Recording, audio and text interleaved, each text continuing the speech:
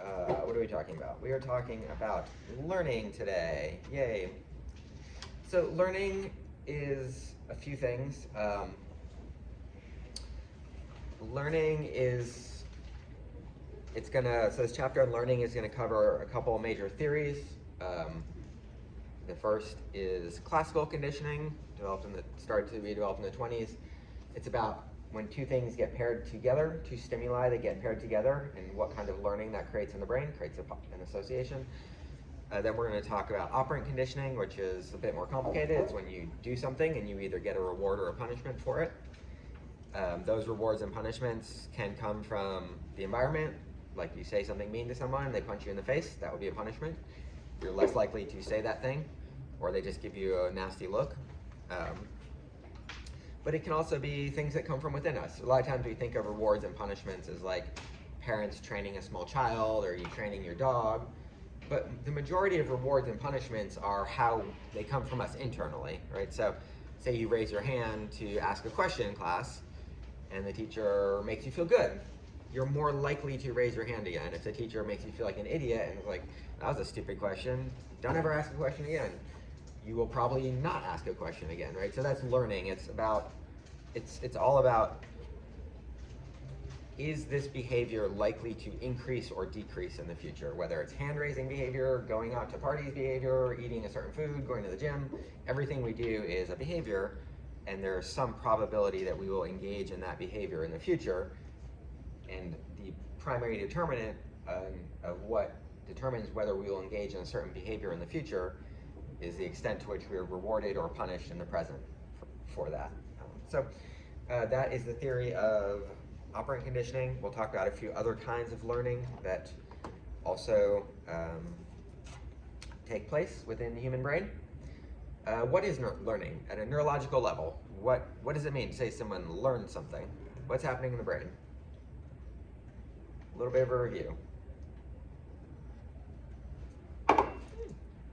Figuring out how things work.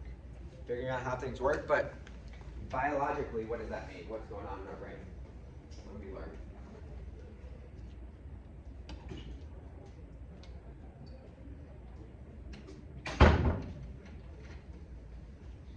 When we're born, we have how many neurons? 80 billion. About 80 billion. How many connections do they have about each? About 10,000. But when we're born, we have all our neurons, but those neurons are not what? They're not connected. So learning is our neurons getting connected. And the reason different people know different things and see the world differently and believe different things and feel different things is because they have different patterns of connections in their brain, right? So we learn different things. What does that actually mean? That we've learned a certain thing from our environment has shaped us in a certain way. It just means we have differing patterns of connections between our neurons. That's what our neurons are, right? So if you touch a hot stove or something, your brain is quickly going to learn that those particular objects are hot, right? So some neurons are going to go, and they're going to wire out, and they're going to connect to some things. They're going to connect to pain and heat, and you're going to get a memory and a concept, and it's going to change your conceptual structure. Okay, you eat ice cream for the first time as a baby, your brain goes, that was pretty good, give me some more of that. You remember the smell, you remember the taste, you remember who gave it to you. That's your neurons doing all that. It's new connections forming in your brain. So that's really what we're talking about when we talk about learning on a biological level.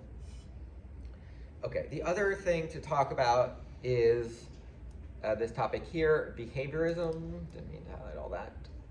So we've got our theories of operant conditioning, or classical conditioning and operant conditioning, and some other stuff about learning.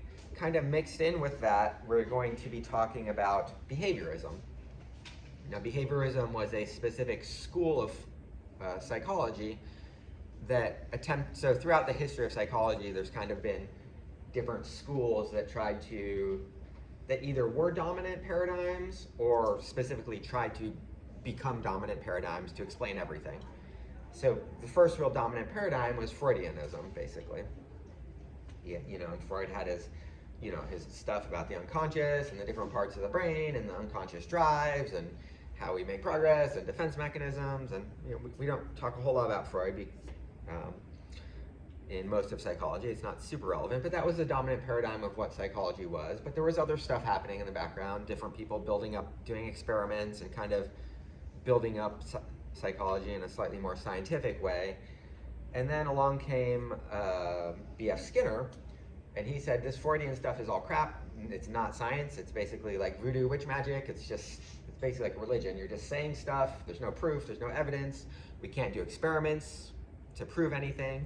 We need to actually make psychology a science. So behaviorism was a school of psychology that attempted to make psychology a science by doing away with essentially all mental concepts. It wanted to do away with the mind. It wanted to explain everything about humans in terms of behaviors, rewards, and punishments. You have rewards, you have punishments. Those varying rewards and punishments lead to varying behaviors. So that's basically what we're talking about. Behaviorism is a school of thought which replaced Freudianism, but ultimately behaviorism was kind of replaced by cognitive psychology and some various other things that came to supplant it as a dominant theory. But the theory of learning through rewards and punishments is very real, and we do need to understand it. Okay. So let's start with behaviorism. Behaviorism suggests psychology should concern itself only with what people and other animals do and the circumstances in which they do it. Does not consider thoughts, emotions, or other internal states. So, on the face of it, it might seem strange. Well, I thought we were doing psychology. You're just going to not talk about thoughts? Well, Skinner's idea was, yeah, we don't need to. So in science, I think we talked about Occam's razor a little bit. You take the simplest explanation, and Skinner essentially said thoughts are a distraction from what's really going on. And oftentimes they are a distraction from what's really going on. I mean, we've had studies showing that people make decisions in their brain. If you come up to a brain scanner, you can tell when they're going to do something before they think about doing it. So in some ways, thoughts are distractions, but there were certain things that Skinner didn't consider. Right? So his idea was everything is a learned response. Well, that doesn't really account for the fact that I could have a baby raccoon and a baby human, and I could talk to them the exact same way, and within a couple years, the human is going to be talking back to me, and the raccoon is not going to be talking back to me. So that was one of the major sort of points that spelled the end for behaviorism, because it's not all that we're just learning from our environment. We as humans, we add something. We have cognitive capacities. Our brains are designed for certain things. We have certain software preloaded. So Noam Chomsky was the one who came along with this language stuff and said, well, this language stuff kind of proves that behaviorism isn't really real. We have this internal stuff that is responsible for our behavior even without learning. And then there were some other theories like the observational learning and a few different things that sort of toppled behaviorism as a kind of king of psychology, but again, still relevant. Okay, stimulus response psychology explains behavior in terms of how each stimulus triggers a response, explains learning in the simplest possible terms with no reference to understanding, knowledge, or any other mental sounding terms. The other thing that happened that really sort of knocked behaviorism down from its perch atop psychology was the invention of computers, computer science as a discipline. Remember we talked about computers as information processors? So that paradigm of understanding the brain, basically when Skinner started in like the 40s, there really was no way to understand what the brain was. It was kind of a mystery, and it was kind of like, well, we can't do a science based on something that we have no idea how it is or what it is or how it works or anything about it.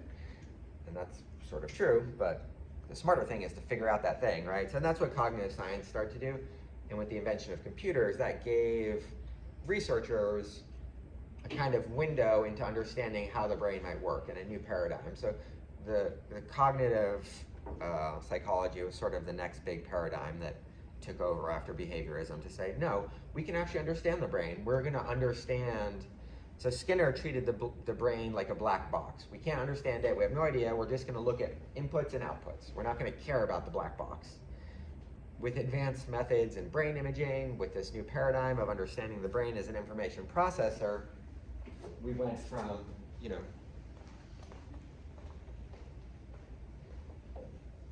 so you got your input, and you got your output. Behaviorism says, don't worry about this. We just need to know the inputs and outputs. That's behaviorism.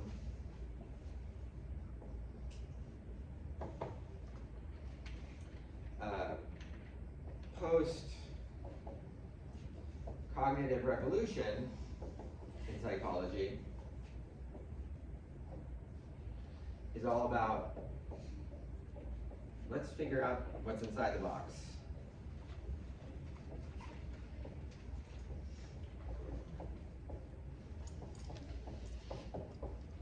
With the help of computers, advancements in statistics, advancements in brain imaging, advancements in theory, that became possible. Okay, that's kind of the fun stuff. Now we get into some of the technical stuff.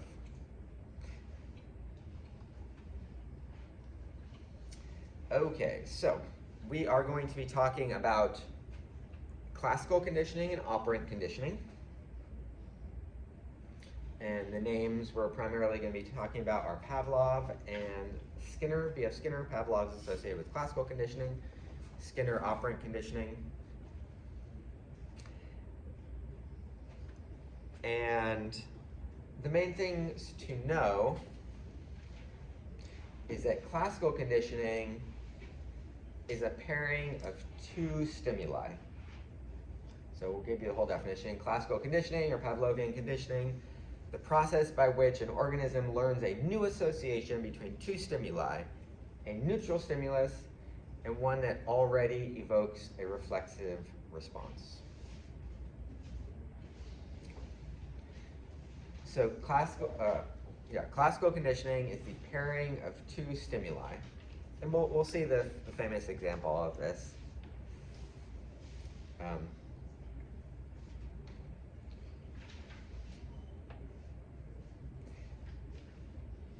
Operant conditioning is the pairing of a behavior followed by a reward or punishment. So these are just two stimuli. Operant conditioning is a behavior followed by a reward or punishment. Okay, so we'll have to sort of get some basic terminology down. We've got our unconditioned stimulus, our unconditioned response, conditioned stimulus, and our conditioned response. It's not really that complicated, but I'll give you a minute to write it down. Once we get into it, it's not that hard.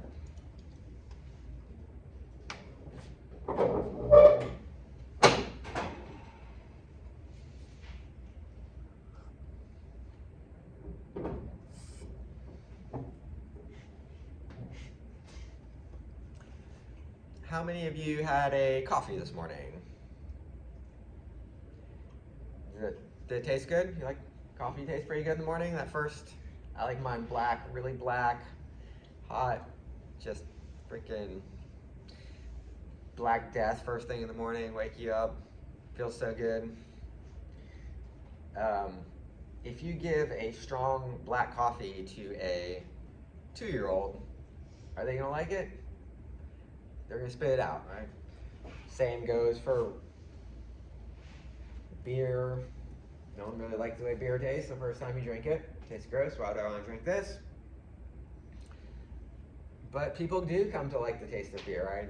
I'm sure that no one in this room has had any alcohol because many of you are under 21, but for those of us over 21 who have had alcohol, you come to enjoy the taste of it, right? Well, why is that? Why do you come to enjoy the taste of coffee and alcohol?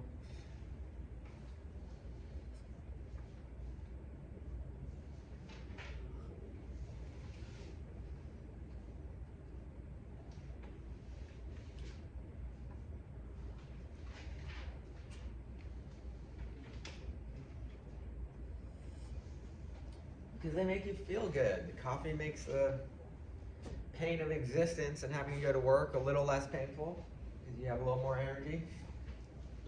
There's theories about like European or Western civilization sort of being created in a sense by coffee, or sort of fundamental, important. Like it was an important factor in the creation of sort of modern capitalism. Basically, everyone in Europe went from drinking beer as the primary drink to coffee as the primary drink. So you know that you can imagine that would change how society functions. Everyone's like first thing in the morning, great, let's have a pint of beer, versus let's have a big coffee. You're gonna have a different kind of day. People used to, it wasn't like a strong beer, but people used to drink beer like as water, because water wasn't always safe. Whereas if you ferment the beer, it's sort of, you get the good bacteria instead of the bad bacteria eventually. So it's actually safer to drink than a lot of water. So people would just sort of, like a very, very light beer was a common sort of hydration method. Also probably dulled the pain of, you know, medieval existence in shitty, gross European cities. Okay.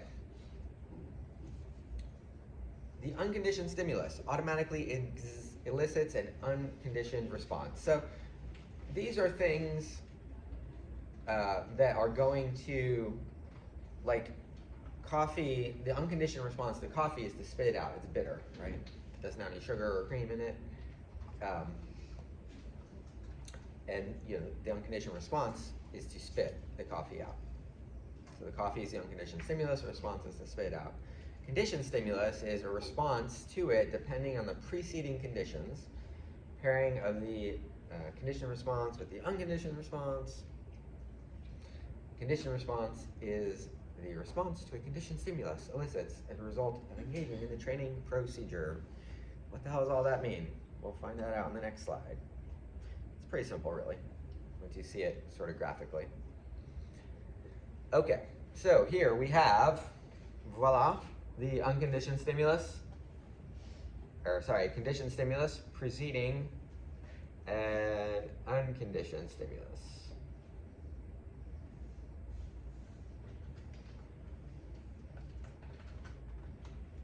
I think that is not written correctly.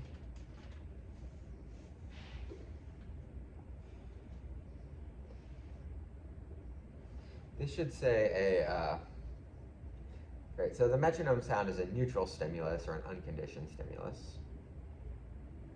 Right, so that's a,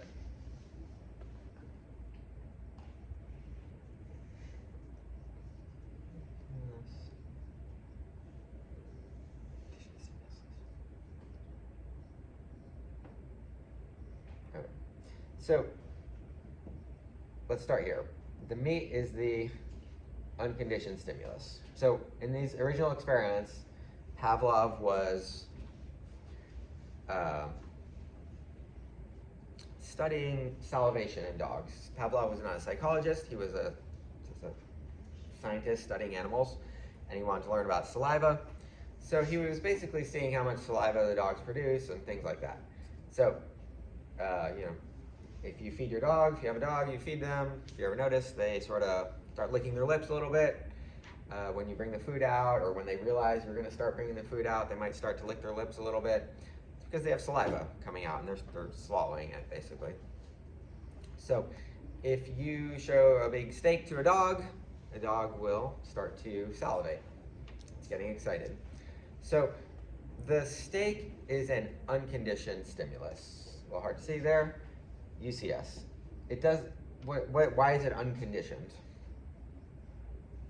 What does that mean? Why is it unconditioned?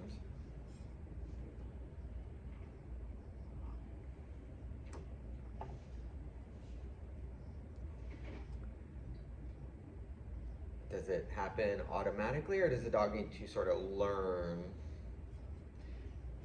that? Happens automatically. It's unconditioned. There's no conditioning involved. The dog is just gonna, he smells that steak, he's gonna start salivating. So this says here, automatically elicits an unconditioned response. So you've got the unconditioned response automatically happening, right? Now, if you have this unconditioned stimulus, right? At the beginning, the metronome is an unconditioned stimulus. So a stimulus can move from an unconditioned to a conditioned. So it's unconditioned, it gets no response, right? It's just a metronome, it makes some noise. Dog is not gonna be impressed. He's gonna be like, what's going on here? Boring. But if every time you feed the dog the steak, that's now going to become a conditioned stimulus. It's gonna move from an unconditioned stimulus to a conditioned stimulus. If the dog hears the steak, or hears the metronome every time it gets a steak, it is going to start salivating just by hearing the metronome, and that's what you get down here. Metronome sound equals a conditioned stimulus. And now you have a conditioned response. So when the dog salivates in response to the steak directly, that is an unconditioned response. When the dog salivates in response to the metronome after he's been conditioned, that is a conditioned response. Fairly basic. So again, keep it simple. These are a pairing of two stimuli. The steak is a stimulus. It's an object in the animal's field of view. The metronome is also a stimulus. You're pairing them together. One is conditioned, one's unconditioned. And then eventually you get this conditioned response.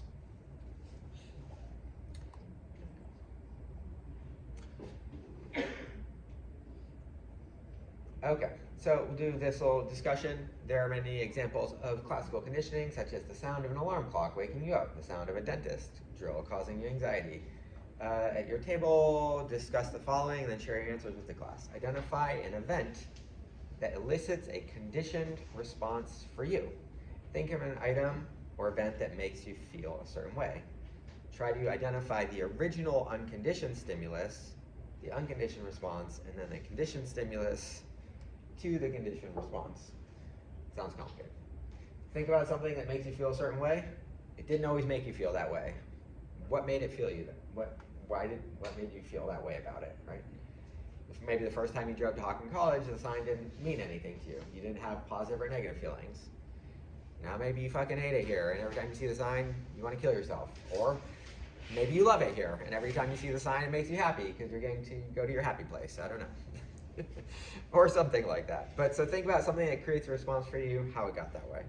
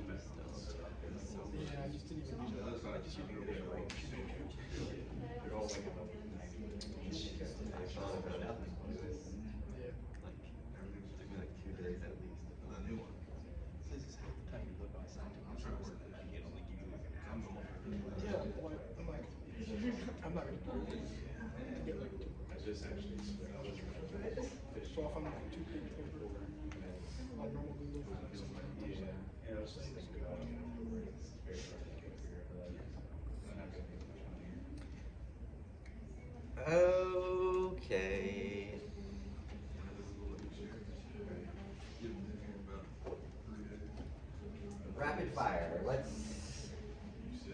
Let's hear what you guys have learned in your life.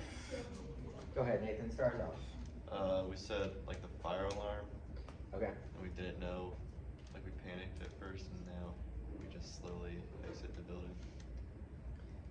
Okay. I don't know if a fire alarm is neutral in the sense it's a little scary, right? Like the loud noise. Yeah. That might not be an example. That might be an unconditioned stimulus in the sense that loud noises tend to create fear. Did you have another example? Can you table anyone else? Well, when he was talking about the fire alarm, we was talking about like originally we have an unconditioned response, which is the panic, and then Yeah. we were conditioned to leave the building like that. Oh, I see. Okay. Yeah. Okay, so you went from an unconditional response to calm. Okay, yeah, that makes sense. Okay, not bad. What do you guys come up with? We said the alarm clock, like setting your alarm clock, and then at first it just, like you'd freak out, like you're late or something, and then you got conditioned to getting up at that time. Okay. Similar. My doorbell. Doorbell? Yes. I live by myself, so usually when it gets rang, it's Scary or neutral? I mean, it annoys me because then I have to get up and go open the door and see who it is. I wonder what the early experiences, like what created those associations. I mean, it's a bell, a mild bell sound is an unconditioned stimulus. It's not going to create, it shouldn't create a big response. I mean, if you ring a loud bell behind a baby's ear, there were some famous experiments where they took a baby and they gave it a cute fluffy bunny, and then they like made a big loud noise right behind it as it went to touch the bunny. And predictably it got very afraid of bunnies.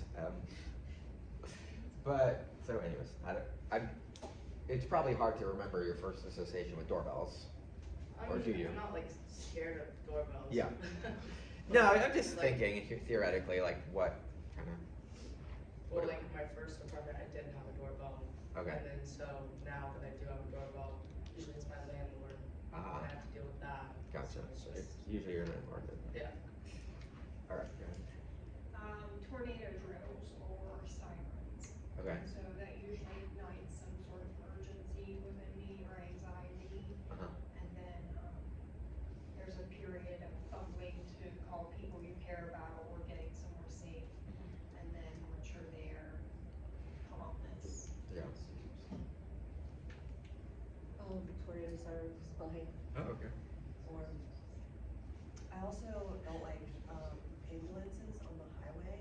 Yeah. Specifically. It's kind of, Was there a specific experience connected to that, or just? my daughter got in a really bad car accident, so I Oh, like I'm freak sorry. out at some of them, just the feeling you have when a Yeah. loved one gets hit. It's like the worst feeling, so. That'll definitely create a powerful association.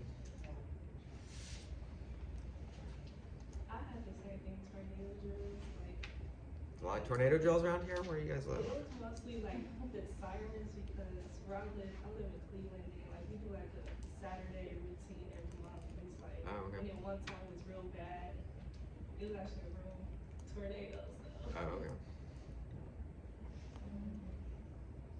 I was just gonna say like an alarm clock, like certain alarm clock sounds. Mhm.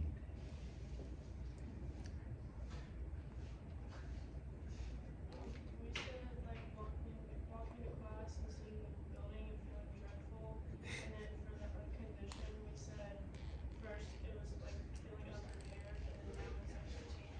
Uh-huh.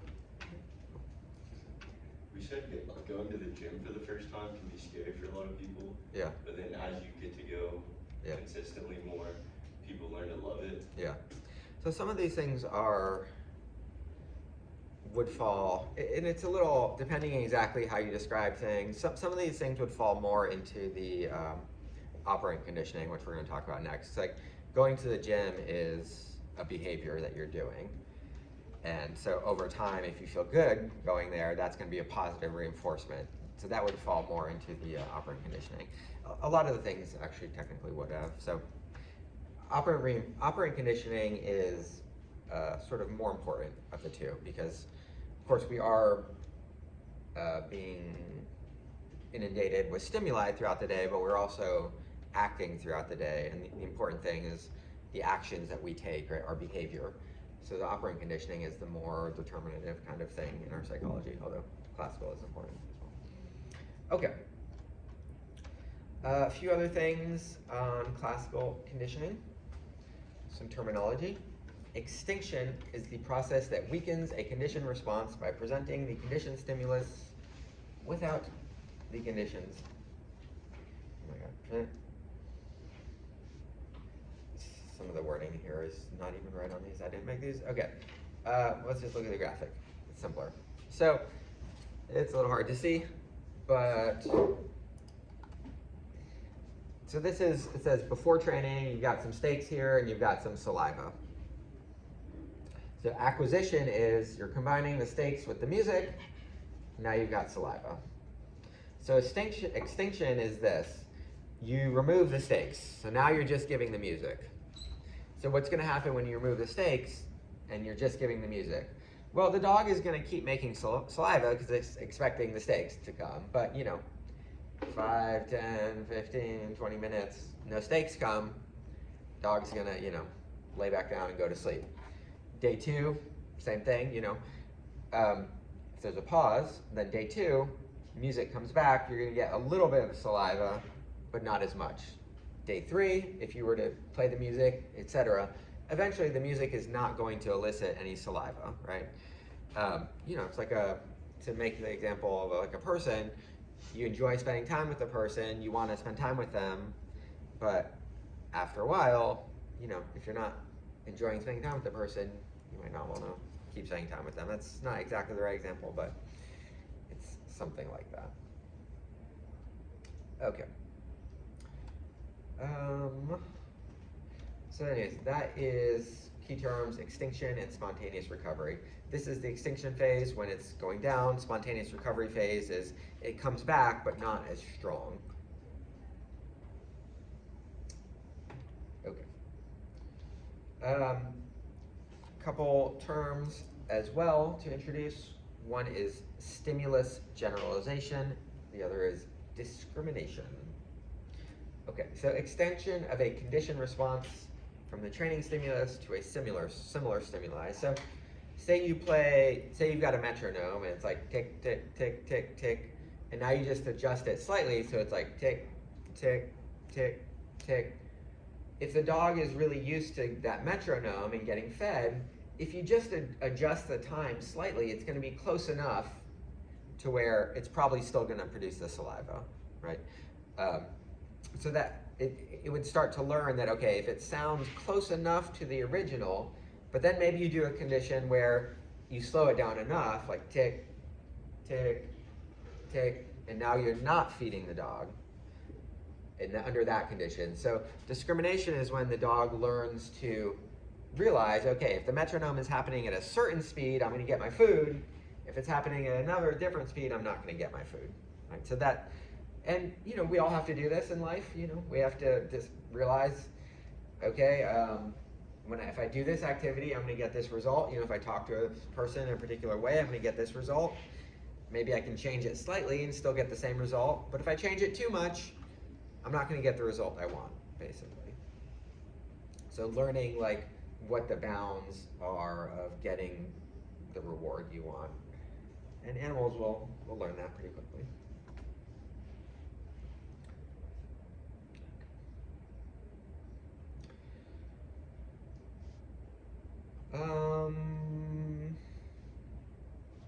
Let's skip over that.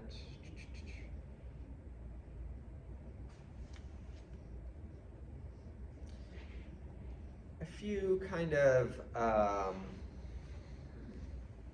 additions to the basics theory, I guess you'd say. Timing is important. If you're training an animal, you know that, you know, if you don't give the timing at the right moment, they're not going to learn that association. So there's the timing, how quickly they're paired together, and then how often. So if they're not paired often enough together, then you're not going to get the right result.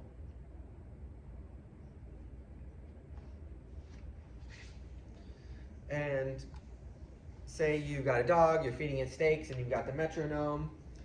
If you add a flashing light, you may not get the same effect, right? It's already associated the metronome with the stake. The flashing light is not necessarily going to get added as strongly into the picture. So that would be called a blocking effect. There's an interesting real world example of this is drug tolerance. So drug tolerance is the weakened effect of a drug after being taken repeatedly. Part of this is actually related to the idea of classical conditioning. So researchers tested several predictions in this regard, and they tested whether the behavioral effects of an injection procedure would be weaker in a familiar setting than a new one. If tolerance is classically conditioned, researchers should be able to extinguish it. So there's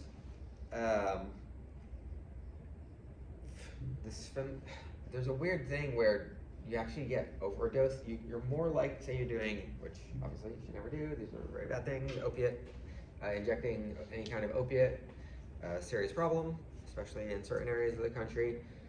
There's an interesting sort of phenomenon where the body, so what is an opiate? An opiate's a drug.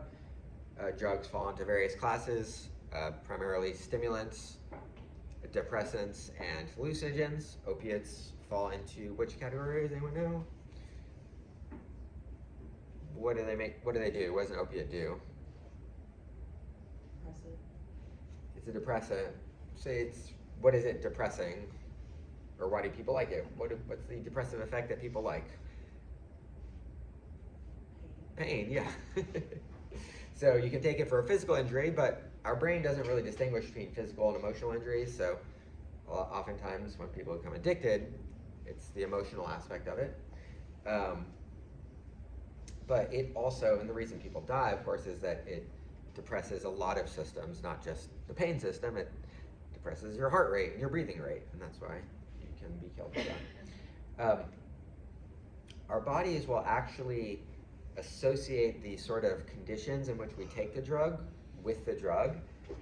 So if you take it in a familiar place, your body actually tries to increase your heart rate to essentially prevent you from dying if it knows it's coming. So there's like a weird way in which your body can anticipate, if your body can anticipate the drug's coming, it will actually automatically raise your heart rate to try and sort of counteract the effects. So our body's always trying to maintain homeostasis in a certain way. Okay.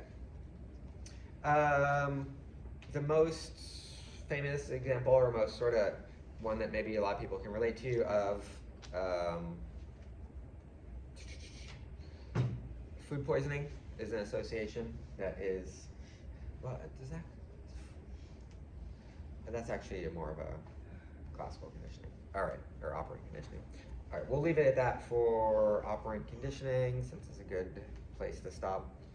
And we will take our little break here at the moment. So let's come back in 5 minutes. We have to be in class too long.